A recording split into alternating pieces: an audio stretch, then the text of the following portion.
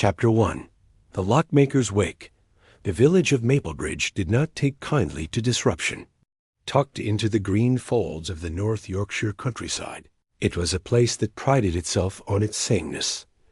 A quiet rhythm of Sunday services, village fetes, and gossip exchanged over morning scones at Miss Trellis's bakery. It was the kind of place where the postman knew every dog by name, and the only real argument at the last parish meeting was about whether the church bell was 2 minutes fast dot, so when the coffin of old Arthur Latchmere, Maplebridge's only locksmith and self-declared guardian of doors, arrived at the village church a full 12 minutes late. The effect was seismic dot people turned in the pews, heads craned. Agnes Priory clutched her pearl necklace, lips pursed in disapproval. The organist, Gerald Finch, let his hands hover awkwardly above the keys, unsure whether to begin the hymn or wait. Then came the real whisper. The door to the vestry creaked. Open, and out stepped Clara Latchmere, Arthur's granddaughter and the only known heir, her face white as milk. She looked about to faint. The coffin, she said quietly, was locked from the inside. A ripple of confusion swept through the congregation. The vicar, Reverend Hobb, stepped forward with concern, but Clara shook her head, gripping the edge of the wooden pew for support. There were 19 locks, all engaged from the inside. And with that, the room turned colder, as if someone had opened a door to the dead of winter dot. The wake was held at the Latchmere house, a crooked Victorian thing that sat like a stubborn secret at the end of Latchmere Lane. Arthur had lived there all his life, alone after his wife passed away 20 years earlier. The house was famous for one thing: every door, every cupboard, every drawer, even the attic hatch, had a lock. The locals called it the House of Keys. Now it was silent, save for the occasional tinkle of china and the low murmur of villagers, trying not to talk too loudly about the strangeness of it all. That strangeness deepened when a tall man in a cream linen suit appeared at the threshold. He did not knock. He simply stood there a moment, his hat in one hand, and looked around, as if taking the measure of the hallway. "Ah," he said gently to himself. "The house does whisper." Clara turned toward him, confused. "Can I help you?" "My name is Benoit Blanc," the man said, stepping inside. "I am, how do you say, a friend of curiosities. When I heard about your grandfather's unfortunate passing and the curious condition of his coffin, well, I happened to be in the area." Clara blinked. "You're that Benoit Blanc?" He smiled, but modestly. "I have, from time to time, found myself near puzzles. And your grandfather seems to have left behind one of particular ... precision." Clara hesitated. "Do you think something happened to him? Something ... unnatural?" Blank removed a pair of fine leather gloves, tucking them neatly into his pocket. "Miss Latchmere, a man who spends his life designing locks and then dies inside a sealed coffin. 19 locks, you say? That does raise certain ... curiosities." From the sitting room, someone dropped a spoon. Outside, the wind stirred the old iron gate of the Latchmere house. It creaked. Slowly. Chapter 2. The House of Keys. The Latchmere house had never felt so claustrophobic. It wasn't just the grief or the lingering discomfort over Arthur Latchmere's peculiar death, but the house itself. The walls seemed closer than they had been a week ago. Every door bore a lock, every lock a key, and every key was still hanging on the old masterboard in the hallway. Each one was labeled in Arthur's neat script: larder, cellar hatch, garden gate No. 2, and so on, all 173 of them, filed in tidy alphabetical rows across a walnut slab framed in brass. Benoit Blanc stood before the board now, head tilted, thoughtfully, as though he were reading poetry. "They say your grandfather never forgot a lock," he said quietly. "That true?" Clara nodded, arms folded across her chest. He remembered every mechanism, every pin, every groove. You couldn't put one past him. Blank reached out, but didn't touch the keys. Then did he speak often of being afraid? She blinked. Afraid? Blank turned slightly. A man who locks every cabinet has a reason. Either he fears someone breaking in or someone breaking out. Clara gave a weak laugh. You make him sound paranoid. I make no judgments, Blank replied gently. I listen. And what? I hear ... is a story half buried. Down the hall, voices stirred from the drawing room. The village's more persistent guests, Mrs. Agnes Priory among them, had taken to whispering by the fireplace, no doubt speculating about the coffin's condition, and why. As Clara had whispered to the vicar, it had been sealed from within. It doesn't make sense, Clara muttered, more to herself than to Blank. The undertaker swears the locks were intact, untampered, and none of us had access to the body after he passed. The body was identified, dressed, moved into the coffin at the chapel. Then sometime in the night, ... the locks turned. Blank furrowed his brow, sealing a coffin from the inside. That suggests forethought, planning, but it also suggests performance. Someone wanted to send a message. Clara swallowed. And what message is that? He looked toward her gently, with that calm, unreadable face. That Mr. Arthur Latchmere didn't die quite as naturally as they'd like us to believe. Clara sank onto the bottom step of the staircase. I knew it, she whispered. I knew something wasn't right. He said strange things the week before he died. Wrote a note to himself. I found it beside his workshop chair. Blank perked. Up. May I see it? She hesitated, then stood. This way. They passed under a low archway and into Arthur's workshop, a cramped but meticulously ordered room filled with lockpicking tools, brass components, little velvet boxes of tumblers and springs. On the work table was a single folded scrap of paper, aged and thin. Clara picked it up with care. He was drinking tea when he wrote it, she said. Didn't think I saw. He tucked it under the little model of the church tower. Blank unfolded. The note. The handwriting was unmistakably Arthur's. There are some doors that must never be opened. But I fear I may have already lost the key. Blank stared at it for a long time, and then, almost as an afterthought, he turned to a small glass cabinet tucked under the window. Inside was a tiny brass coffin, no larger than a loaf of bread, built in perfect miniature dot. It had 19 tiny locks along the lid. Did he make that? Blank asked. Clara looked startled. Yes, last month. He called it his final trick, said it was just for fun. But I think it was a message. Blank looked down at the coffin, then back to the handwritten note. There's something else inside this house, he murmured. Something old. Something buried under time and wood and secrets. This wasn't a trick. It was a confession. At that moment, a sharp voice called from the hallway. Clara? Mr. Blank? It was the vicar. The police have arrived. They've asked to speak to you both. Blank folded the note with care. The gears began to turn.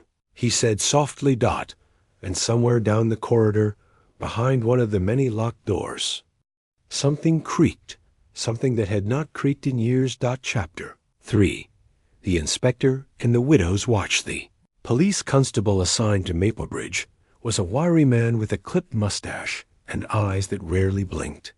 His name was Inspector Colin Harrow, and he had all the demeanor of a man who detested disruption, especially the kind that demanded paperwork. He stood in the Latchmere drawing room like he had been summoned from a warm supper, which, in fact, he had.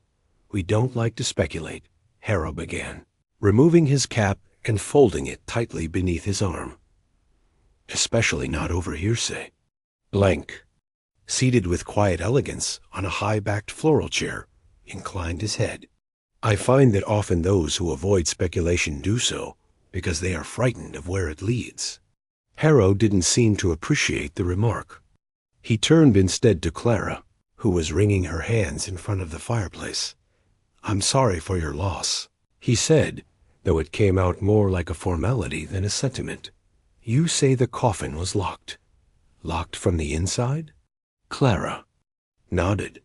There were 19 locks, all closed. Grandfather built the coffin himself years ago. Said he wanted to control the way he went out. He stored it in the attic until the day came. But no one ever mentioned it being rigged that way. Harrow scribbled something in his notebook, then raised his brow. "Is it not possible your grandfather activated them before he passed?" "Unlikely," said Blanc calmly. "Post-mortem. Rigidity would have prevented that sort of dexterity, unless you believe he planned the precise moment of death with unnatural precision." Harrow narrowed his eyes. "And you are Benoit Blanc?" Clara said quickly. "He's helping. Or, well, I asked him to." Blanc leaned slightly forward. "I have no desire to disrupt your investigation, Inspector. Only to walk alongside it. Perhaps even, on occasion, to point out a door you might have overlooked." Harrow looked like a man trying to decide whether to scold a cat for sitting on the table. Eventually, he exhaled through his nose and turned back to Clara. "Did your grandfather have enemies? Disputes?" "Not that I know of," she said. "He wasn't sociable. But he wasn't cruel either. Just private. He didn't, like people in his house, didn't trust many." Blanc spoke up. "That's often the way with men who live by control.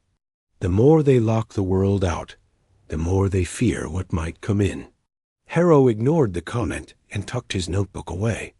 "Well, until I've spoken to the undertaker and examined the body, I can't say anything concrete. But if this does turn out to be suspicious in nature, I'll request a formal inquiry." He nodded once and left as abruptly as he had entered. Blanc rose to his feet and walked to the window. The clouds were growing heavier. Rain was coming, not yet, but soon. Clara joined him, her voice low. "He thinks I'm being dramatic." "No," Blanc replied. "He thinks you are frightened of shadows, but fear is rarely baseless. It grows where something has been buried." Clara looked down at her hands. "There's something else." Blanc waited. Clara hesitated and motioned him to follow her. They climbed the staircase to the second floor, where the air turned colder, less touched by light. She stopped at a small door with a brass lock. "This was my grandmother's room," she said. "We haven't opened it in years." She unlocked it slowly. Inside, the room was untouched, as if it had been waiting. The wallpaper was faded, but once elegant, the bed still neatly made. A dressing table sat beneath the window, with a single hairbrush resting on its surface. But Blanc walked straight to the corner, to a strange wooden chair perched beneath a domed skylight. It had been built high deliberately, with a ladder-like frame. "The widow's watch," Clara whispered. Blanc raised an eyebrow. "In a village this far from the sea?" Clara nodded. "It's odd. My grandmother used to sit there for hours. She never said why. After she died, grandfather sealed the room and never spoke of her again." Blanc touched the base of the chair and frowned. Something about it disturbed him, not in appearance, but in placement. It faced the room, not the window, as if she had spent her days watching. "Something inside. I'd like to see the attic," he said. They climbed another flight, then ducked beneath the beams and dusty rafters. The smell of sawdust and oil lingered faintly. A single bulb dangled above. There, in the far corner, stood the other coffin, the one Arthur had built as a prototype. It looked identical to the one he was buried in. The same brass fittings, the same layout. But something was off. Blanc knelt beside it and examined the edge. "The locks are scratched," he murmured. "Tested repeatedly, but not by a steady hand. Look here," He pointed to tiny notches, nearly invisible, as if someone was trying to pick them ... from inside. He stood. Someone was practicing escape. Clara felt the hairs on her arms rise. Blanc gazed around the attic. Dust swirled through the beam of the bulb. Something here did not belong. Something had been moved or hidden. "I'd like to stay in the house," he said softly. "If you'll permit me," Clara nodded. "Yes, please. I don't want to be alone here." Outside, the first drops of rain began to tap against the high windows. In the hallway below, one of the doors creaked shut on its own, and behind the attic walls, in the belly of the house of keys, a quiet sound echoed in the timber. A click. Chapter 4. The man in the photograph. That night, the storm came in. Earnest. The winds turned spiteful around the eaves of the Latchmere house, and rain hammered the windows like impatient knuckles. Inside, the air felt restless, as if the house itself had something to say, but hadn't yet found the courage to speak. Benoit Blanc sat alone in the drawing room, a cup of chamomile cooling beside him, untouched. He wasn't tired. Not in the usual sense. The house kept whispering, and he had learned, over many long years, to listen when a place spoke in silences. Clara had retired early, not to sleep, but to escape the weight of the day. The room where she slept had once been her grandfather's. She had insisted she didn't mind, but her voice had betrayed her. Blanc let his eyes wander. The room was lined with framed photographs, mostly in black and white. Arthur Latchmere had not lived a flashy life, but he had captured it with care. There were pictures of him at work, seated at his bench with a lock between his fingers. Pictures of a younger Clara on his knee, laughing. One of the church tower, taken from an unusual angle. But one frame, set apart on a narrow shelf beside the fireplace, caught Blanc's eye. It was a group photo. A handful of villagers standing in front of the church. The image was about 25 years old, judging by the style of clothing and the condition of the paper. Arthur stood in the center, stern and proud. Clara's parents, both long deceased, flanked him. There was Agnes Priory, looking only slightly younger than she did now, and beside her, a man Blanc did not recognize. He was tall, with narrow shoulders and a gaunt, hawk-like face. His eyes stared straight at the camera, not smiling, not even pretending to. Blanc picked up the frame and turned it over. The back was unlabeled. When Clara came down, bleary-eyed in her robe, he showed it to her. "That man there," he said, tapping the stranger's face. "Do you know him?" Clara leaned in, squinting, then froze. I don't know his name." "I've seen the photo before, of course, but I never asked." Blanc watched her closely. "Your grandfather never mentioned him?" She shook her head. "Never. He hated talking about the past. Said certain things were better rusted than remembered." Blanc stood and carried the frame to the lamp. He held it near the light, searching the faces. "There's something in the spacing," he murmured. Clara frowned. "Spacing?" "Yes. Look here. Your grandfather is standing slightly apart from this man. Everyone else is close together. Touching, even. But Arthur, he's drawn back, tense. And the man, he's the only one not facing the camera head on. He's angled." Blanc paused, then added more quietly, "As if he wasn't supposed to be in the picture at all." Clara sat down. "Maybe he was a visitor, someone just passing through." Blanc turned the frame toward her. "Then why is he in the center?" The fire crackled in the grate. Clara pulled the robe tighter around her. "There's something you should know about the locks. When I was a child, Grandfather used to tell stories. Said there was one lock he could never destroy. He didn't mean it literally, at least I don't think so. He called it the 19th door." Blanc turned toward her sharply. "The what?" "Yes. He used to say, "Clara, if you ever find the 19th door, you leave it shut, you." Hear me? You don't even touch the key. I thought it was just a tale to scare me. Blank paced slowly to the mantel. Did you ever find it? She hesitated. No, but I remember once, I was 7. He caught me in the cellar. I'd wandered past the wine racks, into the far corner. He was furious. Side I'd gone too. Far. There was a locked panel there, built into the wall. Blank didn't speak. He was already halfway to the cellar door. The cellar of the Latchmere house was narrow and steep. The steps creaked underfoot, and the air smelled of cold earth and aged wood. Clara followed Blank with a flashlight, her hand trembling only slightly. Past the racks of dusty bottles, the old barrels and storage boxes. Then, at the very back, behind a stack of disused chairs and a moth-eaten tarp, they found it. A wooden panel, plain, unlabeled, and on it, one brass lock. Clara whispered, "That's it." Blank bent down. The lock was different from the others. Not older, newer, reinforced, clean.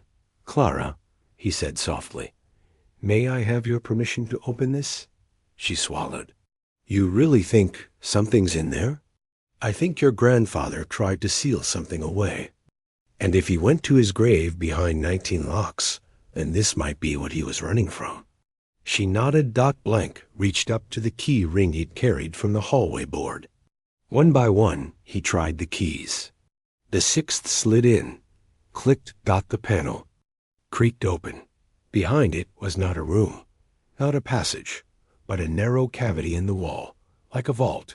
Inside was a wooden box, no larger than a shoebox. It was covered in dust, but perfectly preserved. There was no lock on it. Blank lifted the lid. Inside was a pile of yellowed letters, and a small black notebook. Clara leaned in as Blank opened it. There, on the first page, written in sharp, decisive script, "If this is found, then I have failed. He is still alive." Chapter 5. Letters from the vault. The rain had slowed by morning, but the house still held its breath. Benoit Blanc sat at Arthur Latchmere's old desk in the workshop, his fingers resting on the leather-bound notebook pulled from the secret. Cellar vault.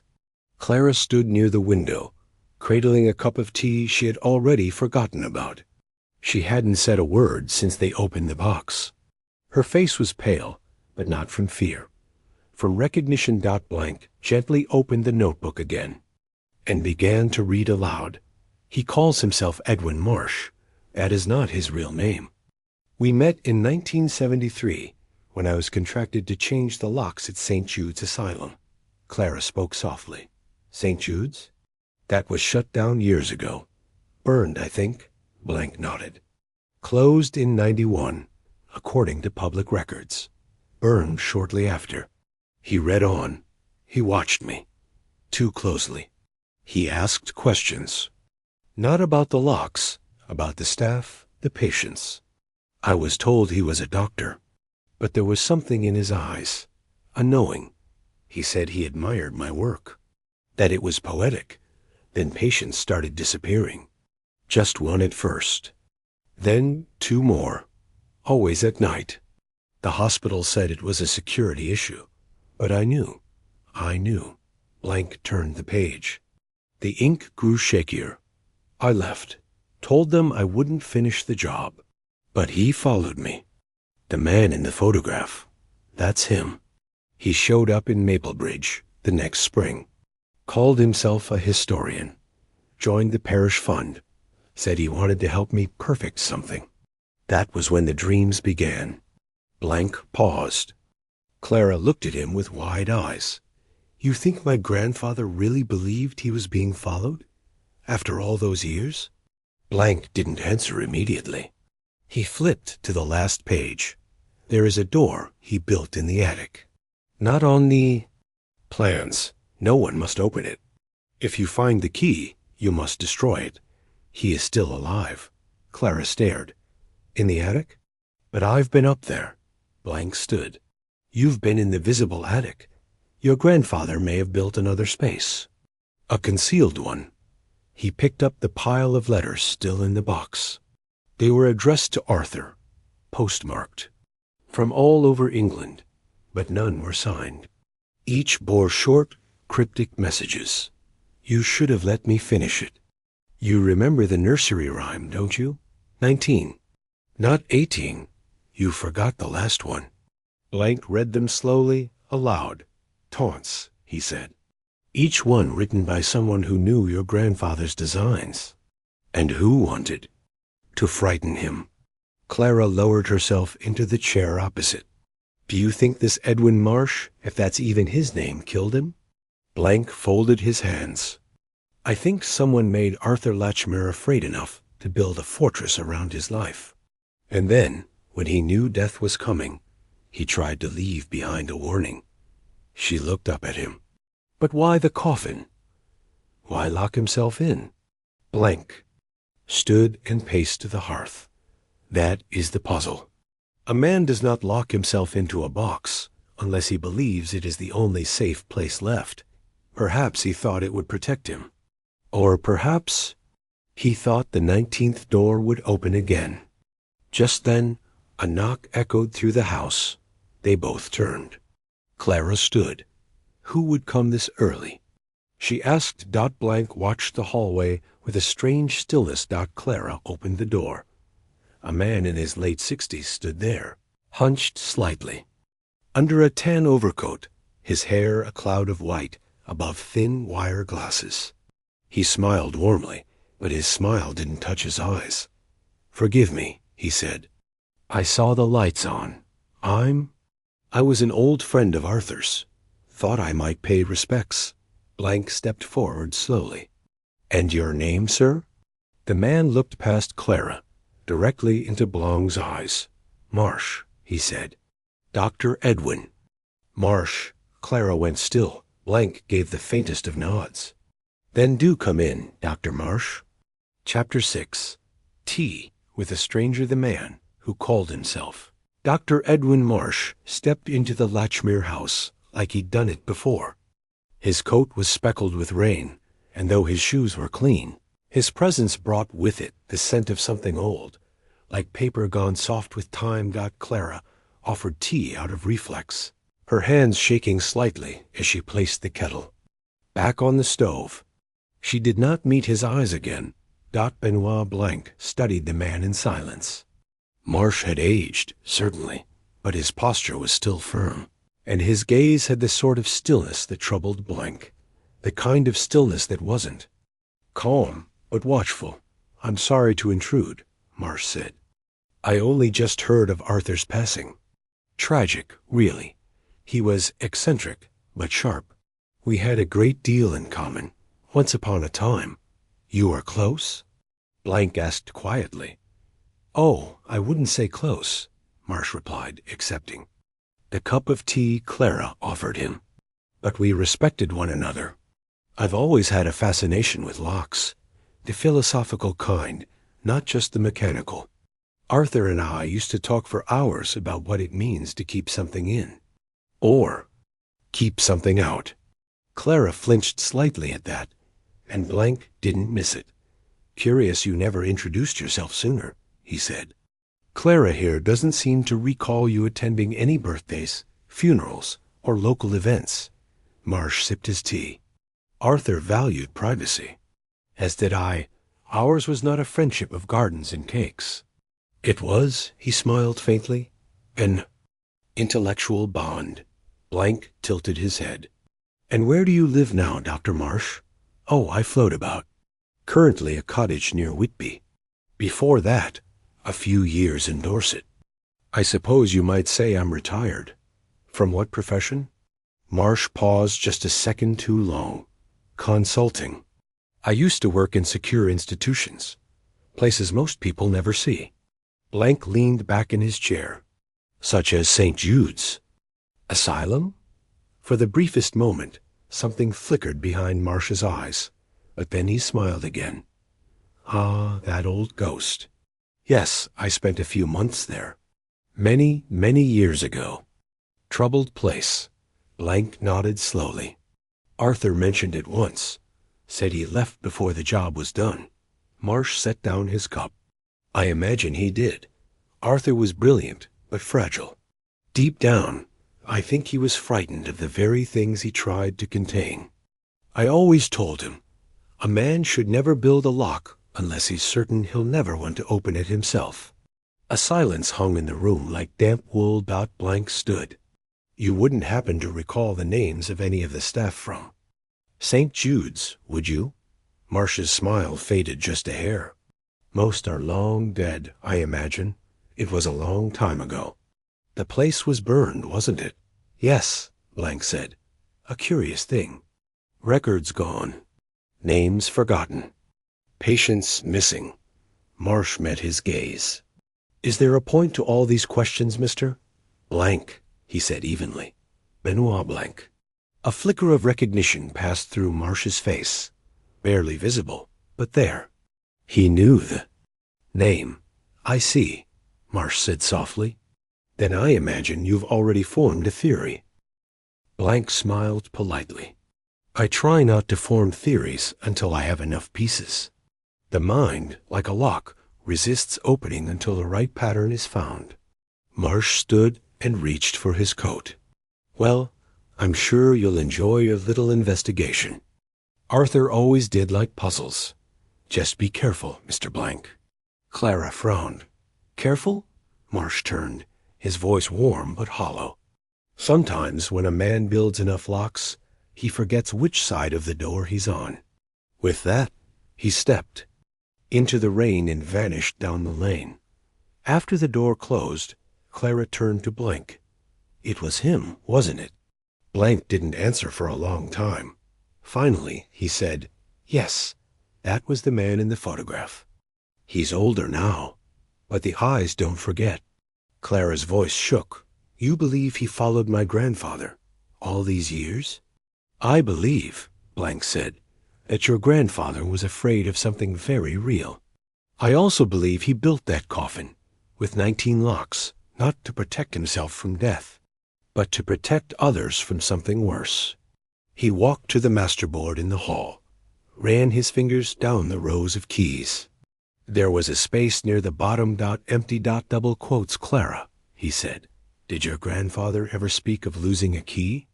She thought for a moment. Once, years ago.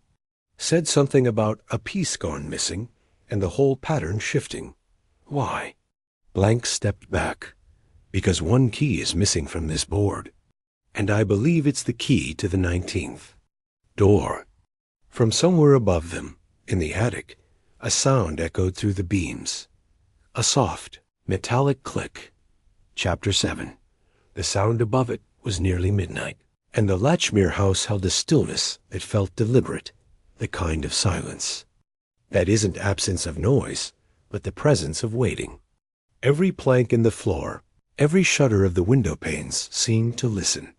Benoit Blanc stood at the foot of the attic staircase, one hand resting lightly on the polished banister, the other holding a torch. That sound, he said quietly. You heard it too? Clara nodded. She stood just behind him, robe drawn tight, her bare feet silent on the landing, like a lock, turning. Blanc lifted the torch. Come only if you wish. I'm not staying down here alone. He smiled faintly, and they climbed. Attic was exactly as they'd left it the day before. Dust, beams, old trunks and crates, and the strange miniature coffin sitting where Arthur had left it. The air felt cooler now, not just in temperature, but in spirit, like the house had taken a breath in and was waiting to exhale.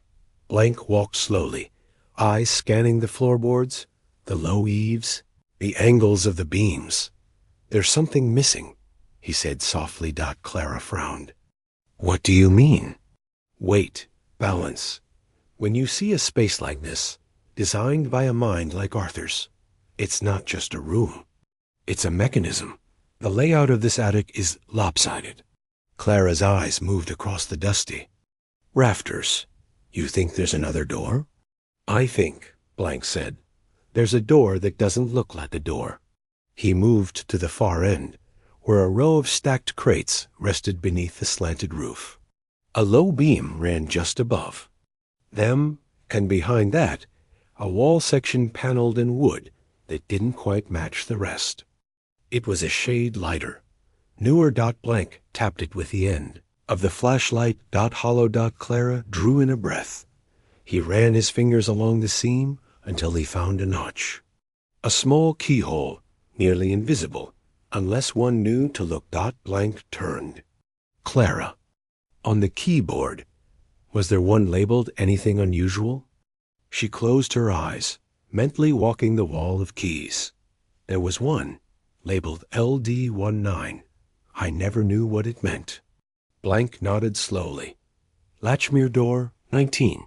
He produced the master ring from his coat pocket, the ring Arthur had used in life to test every lock in the house. From the dozen brass and iron keys on it, he selected one with a square shaft and turned it carefully in the hidden keyhole. It clicked, then something groaned behind the wall. Clara stepped back. Instinctively, oh my God. The panel swung open, not on hinges, but sliding inward and then to the side. A narrow tunnel stretched behind it, lined with faded wallpaper and lit faintly by a single flickering electric bulb strung from a cord.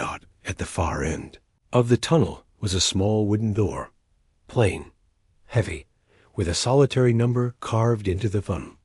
Center. 19. Blanc stepped through the hidden opening. The air was colder, mustier, not entirely stagnant, which meant this space had been accessed recently. Clara followed, careful not to brush the walls. The bulb above their heads hummed softly. At the 19th door. Blanc paused. There was no keyhole. No knob. Just a thin brass bar bolted across it, and a strange set of ridged grooves etched just beneath the number. A puzzle lock, Blanc murmured. Custom. He reached out and ran his fingers across the grooves. Clara leaned in. You can open it? Eventually, he said. But not now. It's not safe yet. A lock like this was designed to keep something in, which means someone thought it might get out. She swallowed. You think Marsh has been in here?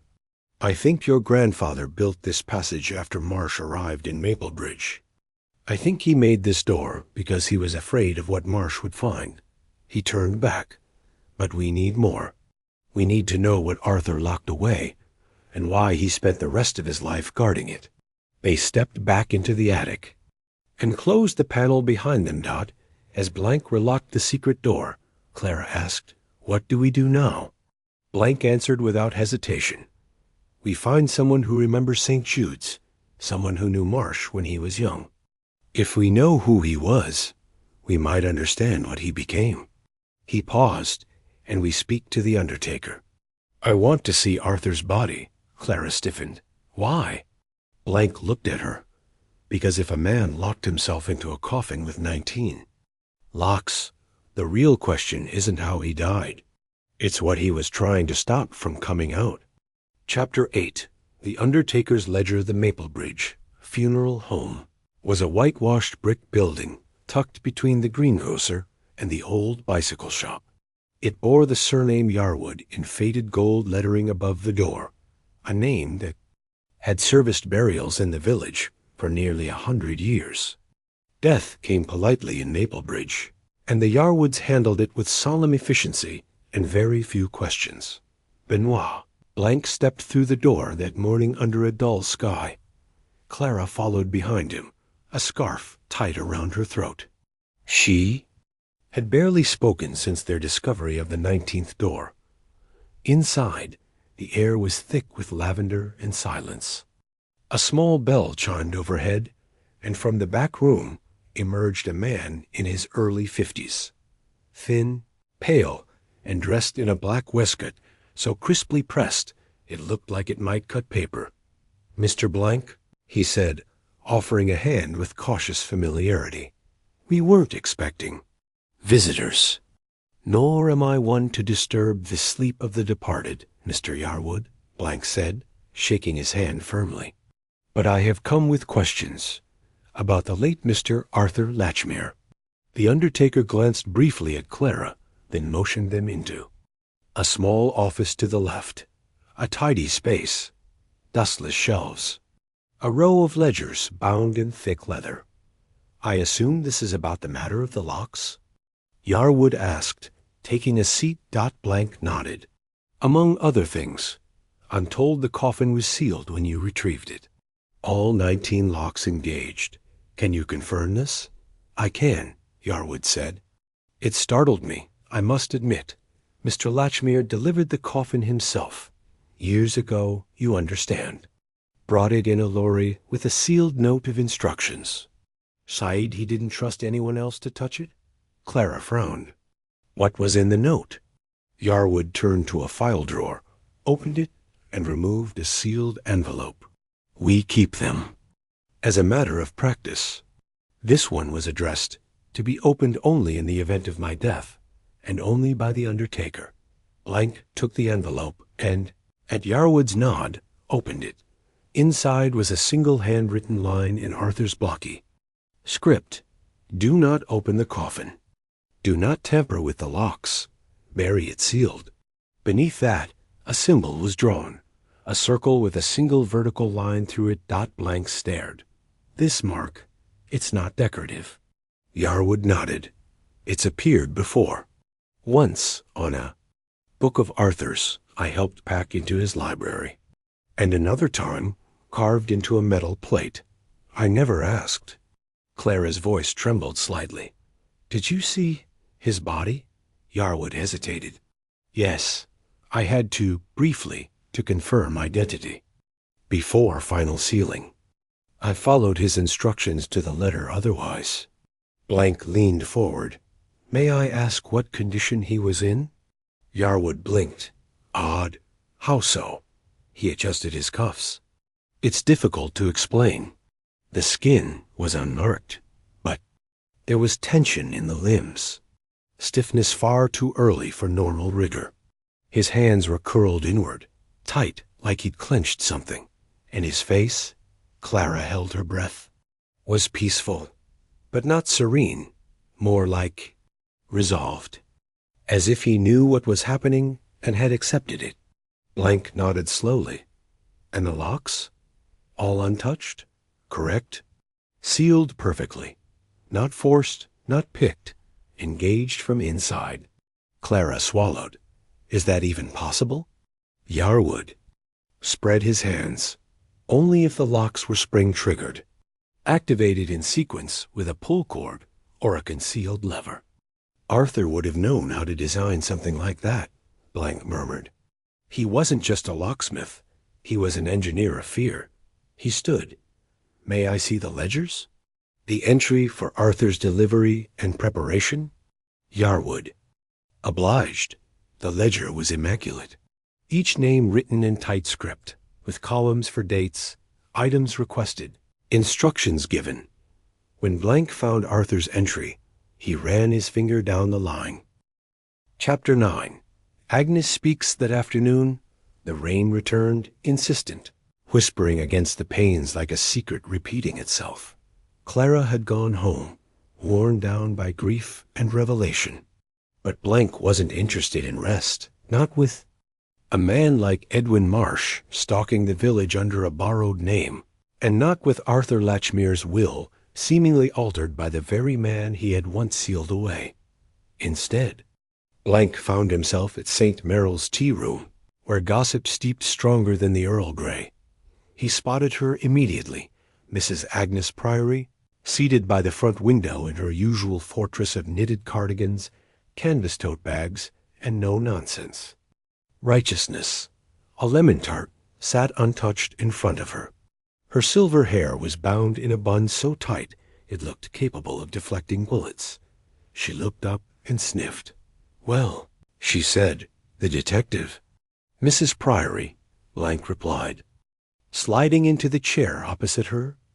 "An honor." "Flattery," she said dryly. "Might get you a biscuit. Might."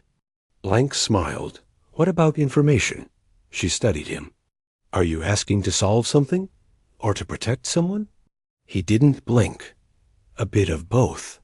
She sipped her tea, then leaned forward. Then you listen closely, monsieur. I've kept quiet long enough, and I know when old shadows return. Blanc nodded. You knew Arthur well? Well enough, she said. Well enough to notice when a man starts sleeping with a revolver beneath his bed. Blanc stilled. He did? Not just near the end, she said. It started decades ago, after he arrived. You mean Marsh? That wasn't his name then. Called himself Mr. Enfield. Claimed he was a writer researching village histories. Charmed the vicar. Flattered the Women's Institute. But there was something wrong about him. Something in his eyes. My husband said it first. That man looks like he hasn't slept in years. Blanc leaned closer. He became close with Arthur? Very. Too close. Arthur never let people in, but he let Enfield in. They built that blasted locking system together, said it was a prototype for a prison cell. But then something shifted. She lowered her voice. I saw them argue once, behind the post office. Arthur was white as chalk. He shouted, this wasn't the agreement. And Enfield just smiled and said, the door is already built, Arthur. All that remains is to close. Blanc sat perfectly still. After that, she said, Arthur changed, carried his keys everywhere, locked the garden, the pantry, even the coal shed. Told people he was working on a fail-safe. I thought he'd lost his mind. But I saw how he flinched when Enfield reappeared. Like a dog that knows exactly which hand hurts. Did Marsh Enfield get close to anyone else in the village? She frowned. The foolish ones. Tom Riley, Mary Givens, old Elspeth. All of them vanished. Claimed to be moving away, helping relatives, starting new lives. But it never rang. True, Tom left his dogs behind. Mary left her piano unpaid. Did Arthur ever warn you about a particular place? She nodded. Once, we were in line at the post office. He leaned in and whispered, if you hear footsteps from the attic when no one's home, don't go looking. Whatever's above us is listening. Blanc stood. Thank you. But before he could leave, she caught his wrist in a surprisingly firm grip. You've stirred something, detective. He knows. Finish what Arthur started, or we'll all end up behind one of his locks. Outside, the rain had turned sharper, like iron filings against the pavement dot, as Blanc approached Blatchmere House. He noticed a bicycle leaning against the garden wall, Clara's, but she was nowhere in sight. Blanc's heart quickened. He stepped through the garden gate. The front door hung ajar. Clara? He called out. No reply. Inside. The house was still. The drawing room empty. The kitchen quiet. Then he saw it. Wet footprints on the floorboards. Leading toward the stairs. To the attic. He bolted. Chapter 10. The 19th door. Blanc took the attic steps 2 at a time. Pulse pounding. Past trunks and tarps. Past the prototype coffin. Toward the far wall. The secret panel had been opened. Wide. Inside, the narrow passage flickered under a single bare bulb, its light twitching like an uncertain memory. Clara? He called again. No response. The air in the corridor was cold. Sterile. Old at the end stood door 19. The bar had been removed, and the door, once sealed shut, now stood slightly ajar. Blanc hesitated for only a second, then pushed it. Opened. The hinges groaned. Inside was a chamber no larger than a cupboard. Concrete walls. A metal chair bolted to the floor. A small table with a reel-to-reel recorder and a stack of tapes, labeled in Arthur's steady hand.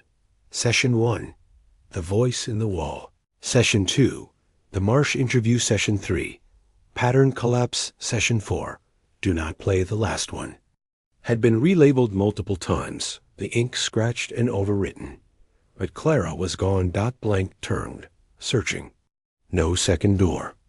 No trap dot. Then he noticed a thin gap in the left wall, low near the floor, air drifting through it like a whisper. He knelt. Found an indentation dot, another lock. Another secret. Before he could examine it, he heard it, a soft scrape, like bare feet on old boards. He turned quickly. The passage behind him was empty. Only the flickering light.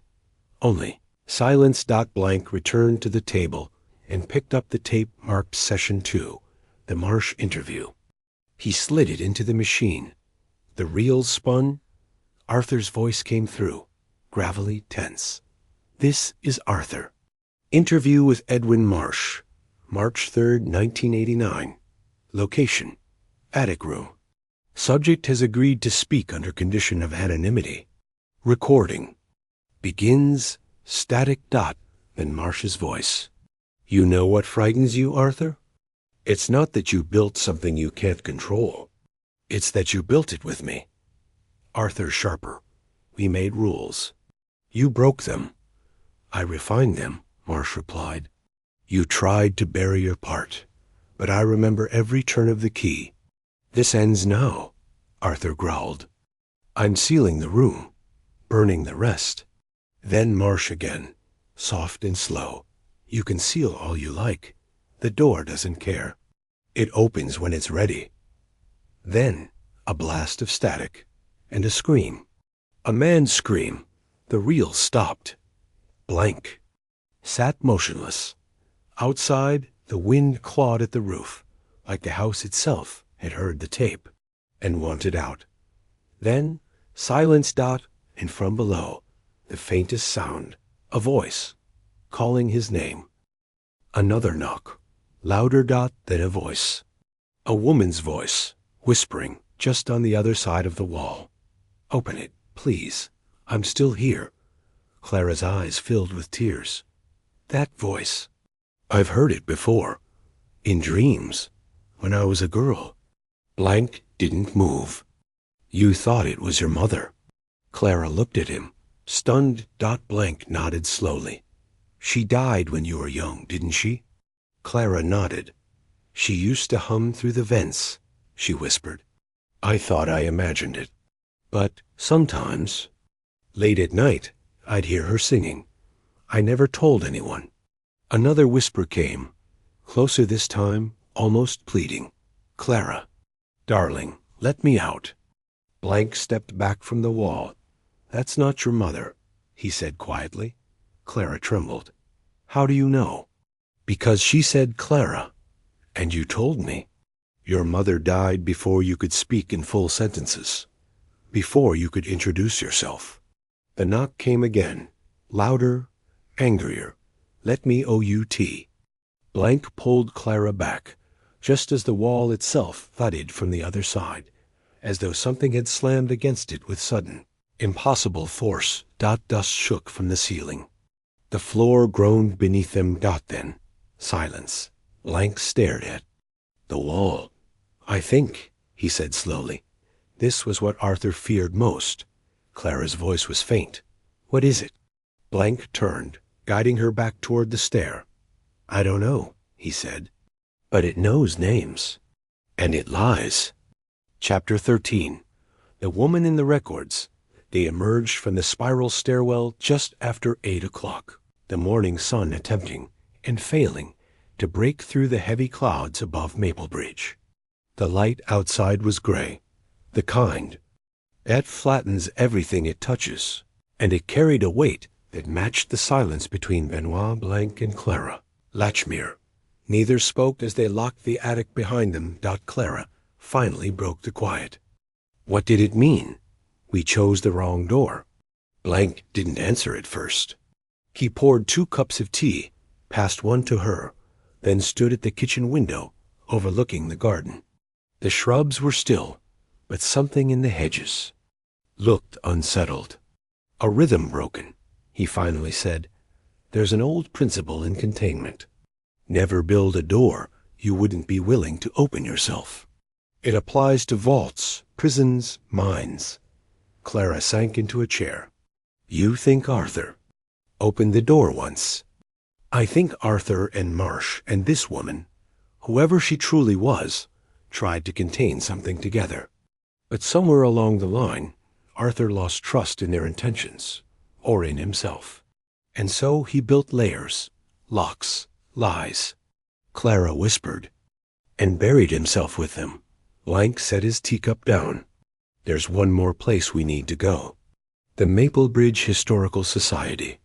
If anyone knows who that woman was, the third architect of the room, it'll be the records office. The Historical Society was housed in a squat sandstone building near the church, overseen by an archivist named Nigel Greaves, a thin man with yellowing spectacles and a passion for neat boxes. When Blanc requested records on St. Jude's and its former consultants, Greaves winced.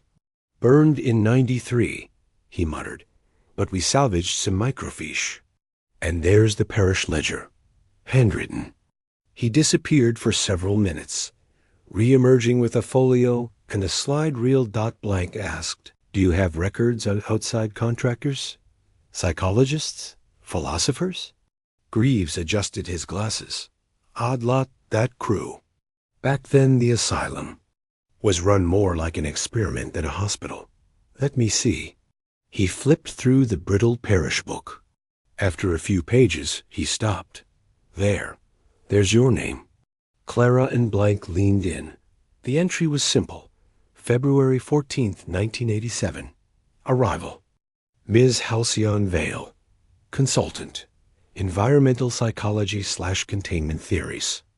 Signed in by Dr. Edwin Marsh. Assignment duration indefinite. Lodging on-site, room 19. Clara's voice caught.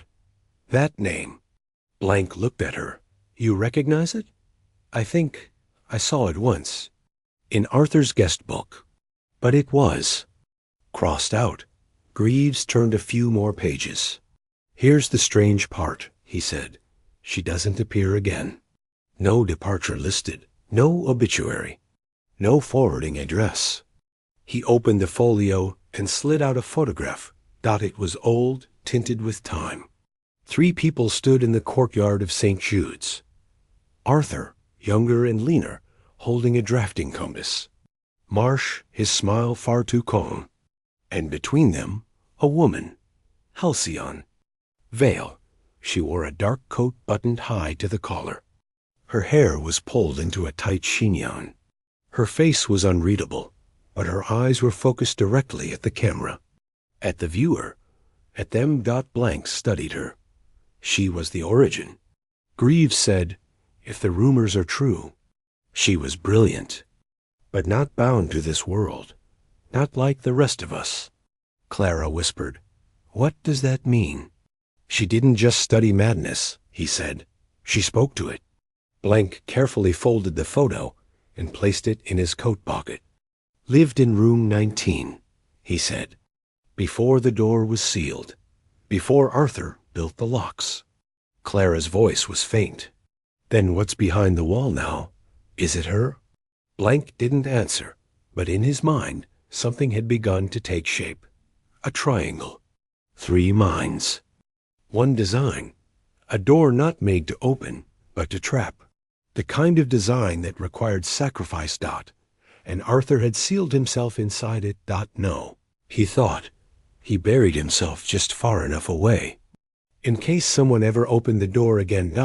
As they left the Historical Society, a breeze stirred the air, and down the lane, parked beside the post office, stood Marsh's car.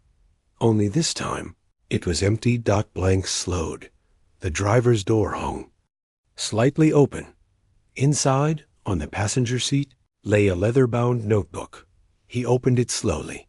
The pages inside were covered in symbols, repeating circles, vertical lines, numbers in non-linear sequences, and in the back, scrawled in red ink, "She's not behind the door anymore. She's underneath it. She left the door open for me. I'm going to let her finish what we started." Chapter 14. A pattern beneath. Blanc studied the red-inked message again, his thumb resting lightly on the final line. She left the door open for me. There was no signature. But it didn't need one. The curved loops, the hard-angled words. They carried Marsh's unmistakable hand. The scrawl of a man not merely obsessive, but possessed by his own logic. A mind caught in the orbit of something larger than reason. Blanc closed the notebook slowly. Clara was silent beside him, the weight of too many revelations pressing in.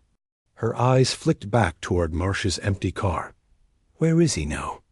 Blanc turned toward her. Where do you go when you think the final lock is undone? She swallowed. Back to the beginning. They returned to Latchmere House by foot. Quickly, quietly, each step steeped in purpose. The wind had picked up. It rattled the trees in the garden, hissed through the hedgerows. The house stood still as death. The brass doorknob was cold when Blanc reached it. Too cold. He pushed the door open. Inside, a strange silence greeted them. The kind that remembers sound. And then, faintly, from above, the creak of attic floorboards. Clara stiffened. He's in the passage. Blanc nodded. But he's not alone. They ascended the stairs carefully. Avoiding the fourth tread, it squeaked. At the top, the attic door stood ajar. Beyond it, the hidden panel hung open. A weak light flickered in the tunnel behind it. From deep within, they heard Marsh's voice, murmuring, almost. Pleading, they stepped quietly into the corridor.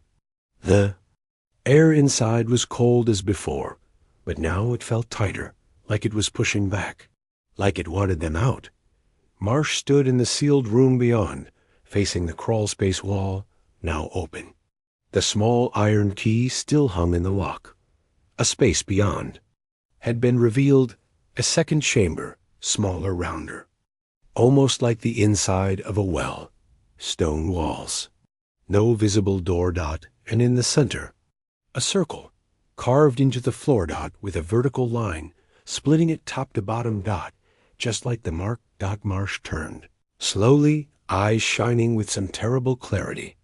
Not in the walls anymore, he said, his voice barely above a whisper. She's in the house. She always was. Blanc took a cautious step forward. Who is she, Marsh? Marsh smiled, not kindly, not madly, but with certainty.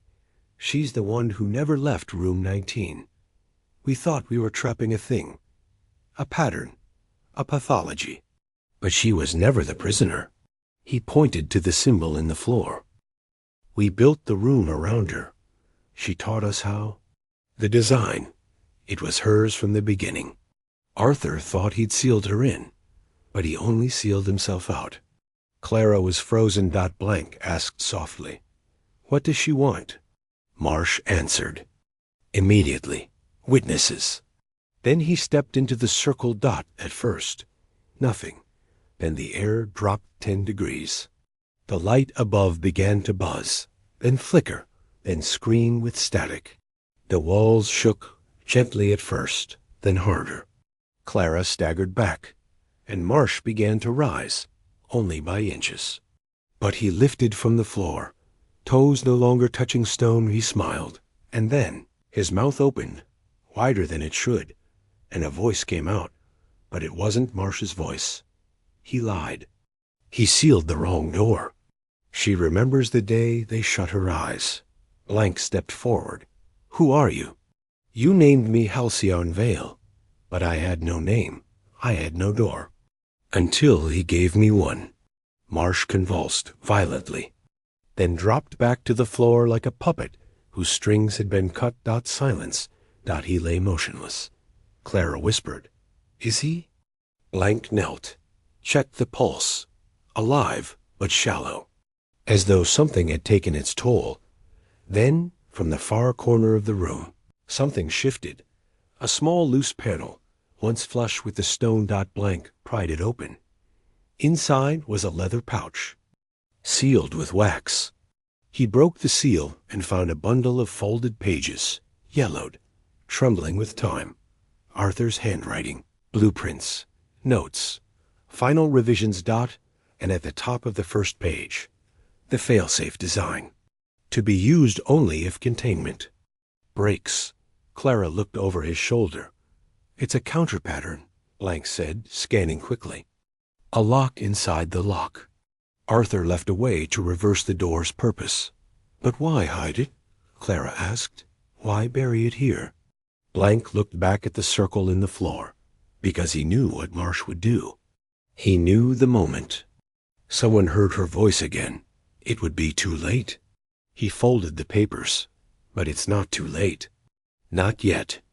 They turned toward Marsh's crumpled body, and far behind them, somewhere in the house, a piano key struck, once, slowly, then another dot, and another dot, as if the house had started to remember how to play itself. 15, the failsafe they carried. Marsh from the sealed chamber, like one would carry a sleeping child, though there was nothing innocent about the man now.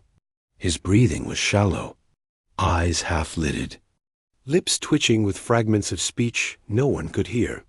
Clara kept glancing at him, expecting him to wake up screaming. He never did by mid-afternoon. They had him sedated and resting in the old guest bedroom downstairs. The doctor called, and from the next village simply muttered something about neurological collapse and prescribed rest. He never asked about the room beneath the attic. He didn't want to know, but Benoit Blanc was already back at Arthur's desk. The failsafe. Blueprints spread before him like a confession. What do you see? Clara asked, standing by the window, arms folded tightly across her chest. I see fear, Blanc murmured, and brilliance. Arthur designed a lock within the lock, a pattern laid over the primary architecture, something psychological, something symbolic. It's elegant. Clara crossed the room. Can you explain it in English? Blanc tapped the diagram. He knew the entity, Halcyon, or whatever we've called her, wasn't a person in the traditional sense. She was a psychic structure, a pattern that inhabits structures and feeds on belief. She required 3 elements to anchor herself: a room, a ritual, and a witness. He pointed to a triangle Arthur had drawn. 1, the room. 2, the voice. 3, the air. She needed someone to carry the memory, someone to inherit the fear. Clara's voice dropped. Me. Blanc met her gaze. Yes, you. Clara looked away. I was just a child when Arthur changed. I thought it was grief. But I remember once. He knelt by my bed and said, if you hear her name, don't say it back. I didn't understand. I thought it was a bedtime story. Blanc continued, gently. Arthur tried to seal her behind symbols. But symbols are only strong when people believe in them. Marsh broke that seal when he listened too closely. Clara's eyes narrowed. Then how do we stop it? Blanc held up the last page of the failsafe instructions. Arthur had written in thick strokes, 3 must witness. 1 must remember. 1 must forget. Clara read it twice. That's a riddle, Blanc nodded. But not without logic. It suggests the pattern can be overwritten if the original conditions are disrupted. If the triangle is broken, the loop collapses. He stood, folding the papers carefully. That's what Arthur designed, a way to break the ritual using memory itself, a psychological counterweight. But we need to go back to the circle, and we need 1 more witness. Clara stiffened. Who? Blanc hesitated, then, quietly. Remy Yarwood. Clara blinked. The undertaker? He saw Arthur's body, touched the locks, opened the first door. Whether he knows it or not, he's already part of this. They met Yarwood at dusk, under a sky painted with bruises. He answered the door with his usual stiffness, but there was a hollowness behind his eyes now, as if something had stirred in him since the last visit. I've been having dreams, he admitted, when Blanc explained why they'd come. Of the coffin, of Arthur. Except in the dream, he's not lying inside it. He's standing beside it, telling me I got the number wrong. Clara shivered. 19. Yarwood nodded. Blanc handed him the final page of Arthur's failsafe. We need you to come with us, he said softly. We need you to remember what you saw, while someone else forgets. That night, the three of them returned to the sealed room. Marsh remained in the house. Sedated. The attic door creaked like it knew their names. They entered the narrow corridor. Again, and for the last time, passed through to the space behind door 19. The circle on the floor still shimmered, faintly, the stones colder than before. The air was motionless, heavy, like it had grown. A skin. Blanc stepped forward first. Each of us stands at one point of the triangle, he said. We do not speak. We do not move once it begins. Clara, you carry the memory. Remy, you carry the image. I will carry the voice. They took their places. And then silence. Long. Deep. Until the light dimmed. The walls groaned. And a whisper, her whisper, filled the space. You came back. Blanc did not speak. You remembered me. Clara's breath hitched, but she said nothing. Say my name, and I'll lift the veil. Say my name, and I'll show you what he saw. Still silence. Then I'll take it, the one who listens, the one who's weakest. Blanc whispered, finally, you won't find him here. And from his coat, he drew the folded parchment, Arthur's failsafe, and dropped it into the center of the circle. The candle flickered. Then the stone floor cracked, not with force, but like ice melting. And the air changed. The voice was gone. The pressure lifted. Clara gasped. Yarwood trembled, blinking as if waking from a long sleep. Blanc stepped back from the circle. It was done. No thunder. No scream, just peace. Arthur's design had worked. The pattern had been overwritten. And for the first time in decades. Room 19 fell silent. Chapter 16. A silence you can hear. The next morning, the air in Maplebridge tasted different. Sweeter. Not cleaner, but quieter, as if something just under the surface of things had finally exhaled. The leaves didn't rustle. The crows didn't call. The church bell rang its quarter hour, and no echo followed it. Benoit Blanc, though a man of sharp observation, wasn't prone to superstition. But even he had to admit, this silence had shape. He stood by the kitchen window of Latchmere House, a steaming mug of black tea warming his hand. Below, in the garden, Clara sat on the stone bench near the hydrangeas, a worn blanket around, her shoulders and Remy Yarwood seated beside her. They weren't speaking, but they were together, and that, for the first time, felt like something worth recording. Inside, Marsh still slept. Whatever had taken root in him, or through him, had retreated, leaving behind a body that barely breathed and eyes that moved only in dreams. The doctor had returned at dawn, poked, muttered, and left with more questions than answers. He's not ill, the man had said, but he's certainly not well. Blanc had simply nodded. Because how do you explain that someone had been hollowed out by an idea? Later that afternoon, Clara joined Blanc in Arthur's study. She looked better, not healed, but lighter somehow. Her hair still smelled of dust and sleep, but her eyes were clear. He never meant for me to see all this, did he? She asked quietly. Blanc folded a page from Arthur's notebook and placed it into an envelope. I think he hoped you'd never need to. But he also knew the village was a wheel. Eventually, everything would come full circle. She sat down across from him. So what now? Blanc considered the question. Outside, the first hints of a thunderstorm gathered behind the hills. We ensure the locks stay closed, not out of fear, but choice. He tapped the desk. Gently, Arthur built the room because he believed fear could be trapped. What he forgot is that fear also spreads. Like language. Like fire. That's why the failsafe wasn't just metal and wood. It was memory. Clara gave him a faint smile. You're saying we remember, so it doesn't come back. Blanc looked at her with rare seriousness. No, I'm saying we remember, so we recognize it when it does. She nodded. Then, what about Marsh? Blanc exhaled slowly. He'll wake eventually. But I suspect he won't be the man we knew. Clara's voice dropped. And if he is? Blanc paused. Then we watched the piano. That evening, as the sun sank in orange slants through the windows, a letter arrived from the Historical Society. It had no return name. No signature. Just a note inside. There was no death certificate, no burial, no record of her leaving.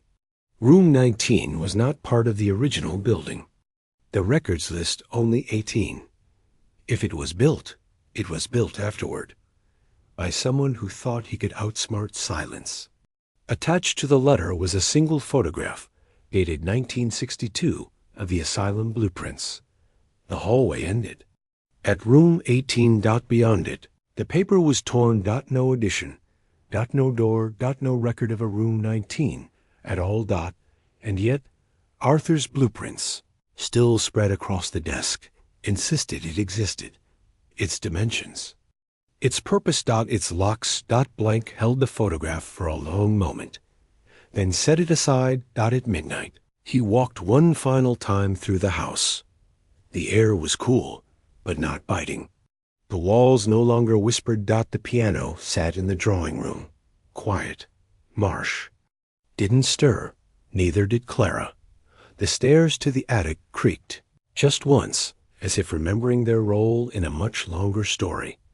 And door 19, behind its panel, behind its crawlspace, behind the sealed concrete chamber, remained closed. Not because it had to be, but because they'd chosen to leave it that way. Chapter 17. The unspoken wound-day week passed. In that time, the rhythms of Maplebridge returned, cautiously, like a town waking after a long illness. Curtains opened earlier. Footsteps grew louder. The baker's bell rang again in the morning, and someone even played a fiddle near the green on Thursday afternoon, though they stopped abruptly when a breeze stirred through the trees. No. One talked about the Latchmere family, and no one asked why the attic windows stayed shuttered. Clara Latchmere moved through her home like a woman recovering from surgery, each room examined, dusted, and restitched into her memory. She had cleared out Arthur's old coats, but left his boots by the door. She made tea in the copper kettle he hated, and left the pantry untouched. Blanc had offered to stay longer. She had smiled and said, I think I know how to listen now. Still, he waited for the other shoe. The echo, the shadow. It never came. But on the 8th day, Remy Yarwood knocked on the study door with a quiet urgency that unsettled them both. There's something you should see, he said. They walked through the village at dusk, past the shops, and through the old wrought iron gates that led into Maplebridge Cemetery. The path was uneven, lined with moss and memory. At the far end, Yarwood led them to a shaded corner, a plot mostly forgotten. No flowers, no footprints, but something had changed. A headstone had appeared, rough granite. No carving beyond the chisel marks, except for one word, V.A. Leblanc crouched. Beside it. No one requested this? He asked. Yarwood shook his head. Not through my books, not through the church. I just found it this morning, freshly placed. Clara's voice was a whisper. It wasn't here yesterday. Blanc stared at the marker. The soil around it was loose, but not disturbed enough for a burial. It wasn't a grave. It was a memorial. Or a reminder. He stood slowly, brushing dust from his knees. She was never laid to rest, he murmured. And now someone's pretending. She was. Yarwood swallowed. So what do we do? Blanc looked at Clara. Her voice came firm. We leave it. Yarwood looked confused. But why? Blank answered for her. Because that stone isn't for her. He turned to walk away. It's for us. That night, the wind howled across the village, but the house remained quiet. Blank sat in the drawing room. An old chessboard opened before him. Though the pieces hadn't moved in hours, Clara came in, quietly, holding a small envelope. I found this tucked behind one of Arthur's old paintings, she said. I think he left it for you. Blank opened it. Inside was a letter. Not in Arthur's cramped, mechanical hand, but flowing and sure. Benoit. If you're reading this, then you found the locks. And perhaps you found her too. I never trusted myself to face the end of what we began. I tried to bury it in design, in denial. But I always knew someone better would be needed to finish it. I built 19 locks to keep a secret out of the world. You built a truth to let the world back in. Thank you. Arthur beneath the signature was a single phrase in red ink, the same shade Marsh had used, the same as the failsafe diagrams. Room is closed.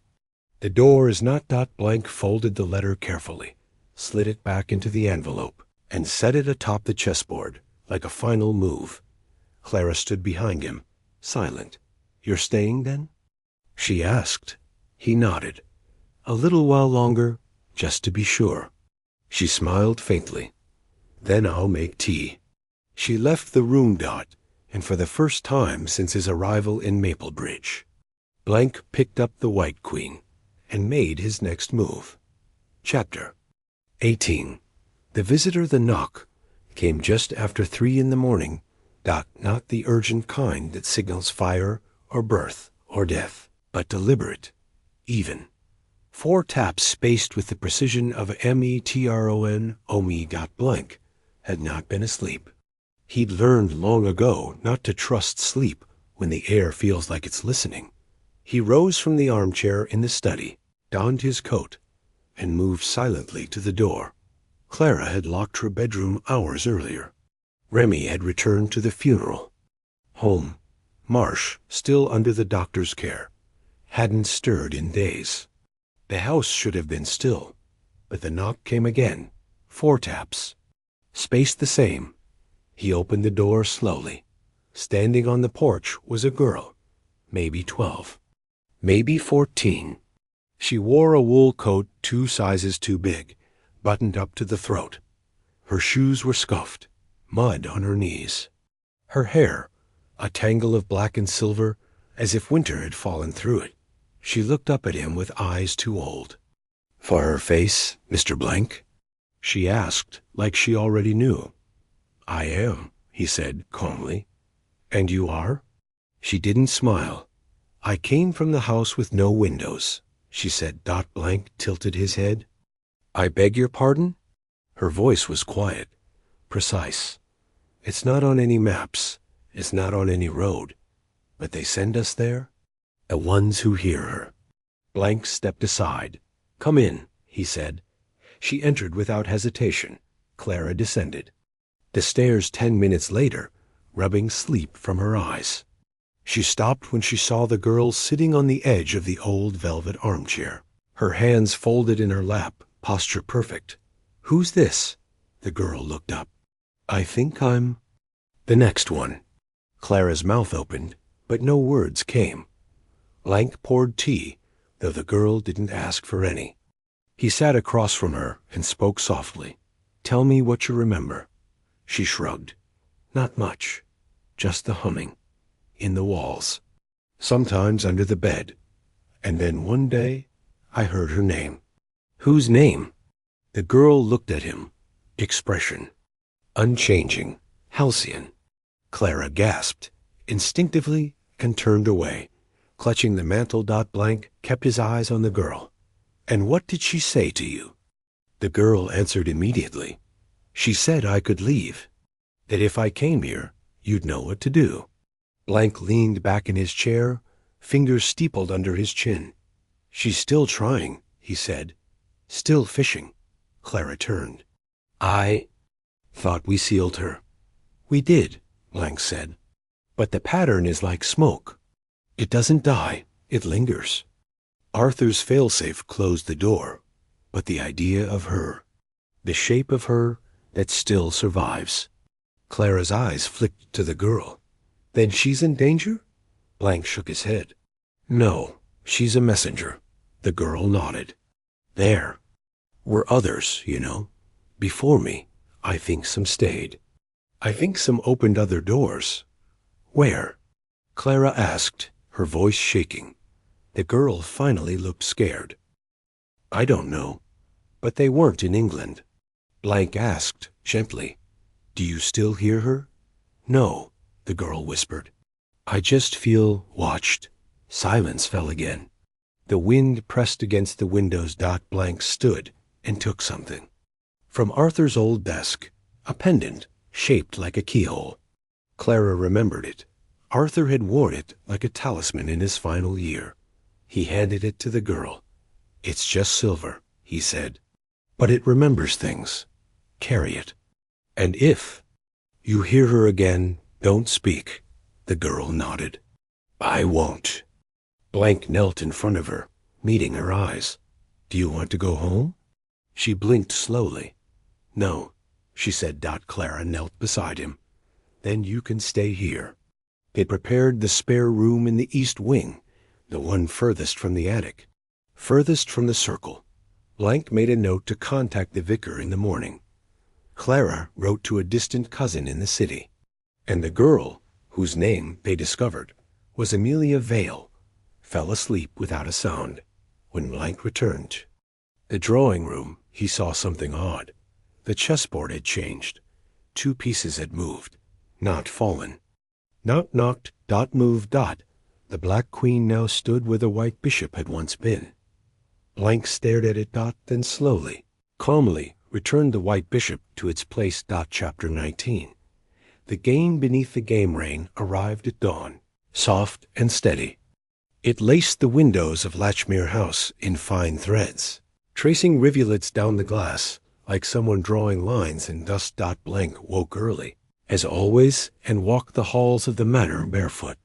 The rooms had taken on a new character since Amelia's arrival, not haunted, but cautious, watchful, like the house knew it wasn't finished yet.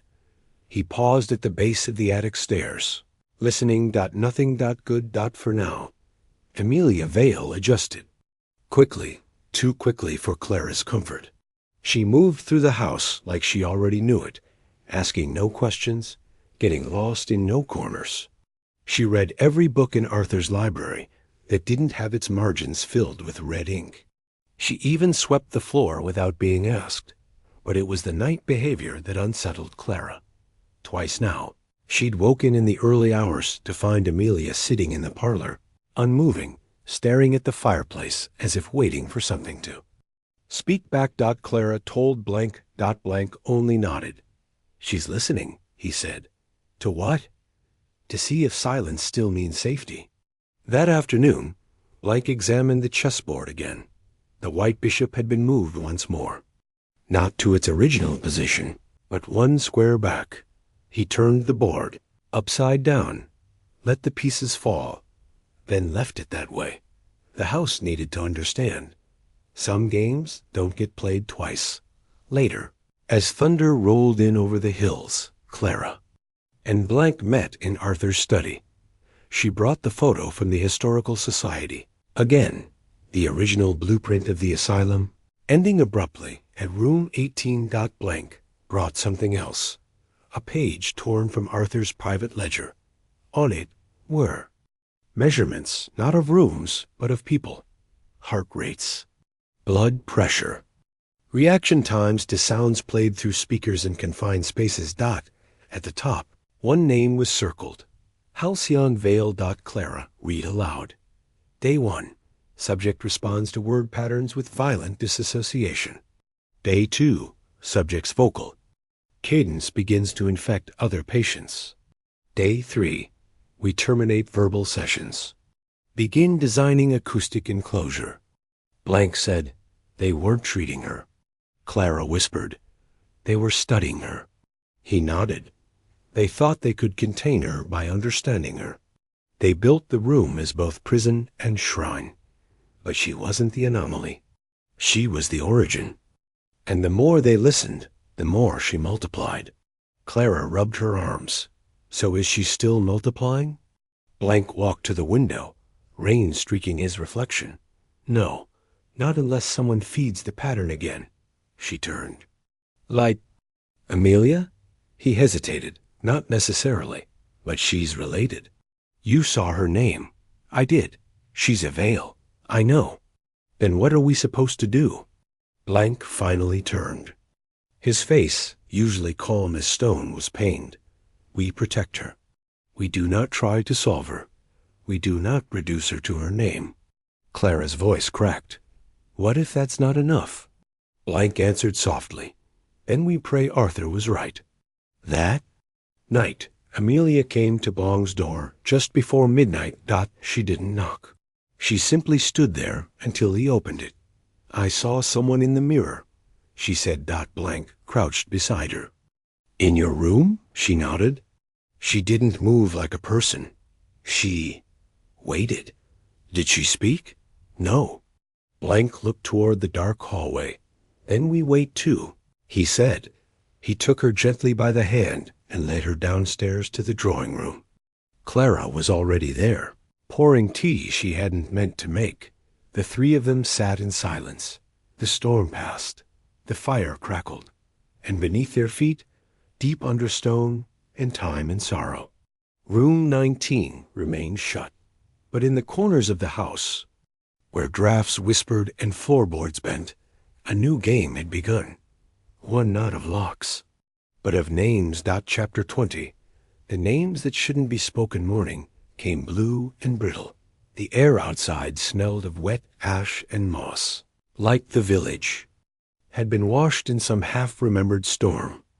The people of Maplebridge emerged as they always did after rain, nodding to each other, pretending not to wonder why the clouds had lingered so long over that house. Inside Latchmere House, the fire had burned low. Benoit Blanc stood at the sideboard in the drawing room, brewing coffee, while Amelia stared silently into the flames. Clara slept upstairs, finally. It was the first night she hadn't jolted awake at the sound of footsteps that weren't there. Amelia had said nothing. Since her late-night warning, just sat and listened. Until now. I saw her again, she said quietly. Blanc stirred sugar into his cup. In the mirror? She shook her head. In the glass of the clock, just for a second. Was she watching you? No, Amelia said. She was watching you. Blanc turned. I think she's trying to decide, Amelia went on, whether you're like Arthur or like Marsh. Blanc took a seat beside her. And which do you think I am? She looked at him for the first time that morning. I think you're something she didn't plan for. Later that day, Clara joined. Blanc in the attic. They stood together before the sealed corridor, the final lock untouched since the ritual. The crawl space remained cold, but no longer biting. The door behind the wall, the symbolic one, hadn't moved. Yet something had changed. The silence wasn't empty. It was curious. Blanc spoke softly, like one does when speaking to a place instead of a person. Your name is known now, he said. But your power is not. Clara frowned. You think that matters? I think it terrifies her, Blanc said. Halcyon Vale fed on secrecy, on unspoken dread. But now we have the words, the records, the truth. He touched the wall. She may have lingered in the rooms we built, but she never expected someone would walk into her house and name the rules aloud. Clara was quiet. So what do we do with them? Blanc turned to her. We write them down. That night, they did. Blanc, Clara, and Amelia sat together at Arthur's desk and began compiling the Vale manuscript, a simple book of everything they now knew. The false names, the blueprints, the sound patterns, the failed experiments, the truth about the room with 19 locks, and the 3 rules. Do not speak her name more than once. Do not listen alone. Do not seek her in mirrors. By midnight. They had filled 40 pages. Blank locked the manuscript in Arthur's old iron safe and buried the key beneath the garden's rose bush, just beneath the stone with no inscription. They didn't discuss what to do if someone ever dug it up. They trusted the roots. 2 days later, the piano in the drawing room played one soft note. Not a warning, not a cry, a thank you. Elsewhere, far from Maplebridge, in a different town across the water, a nurse stepped into a vacant ward of an old hospital long since abandoned. She was new, brave, the sort who didn't fear legends.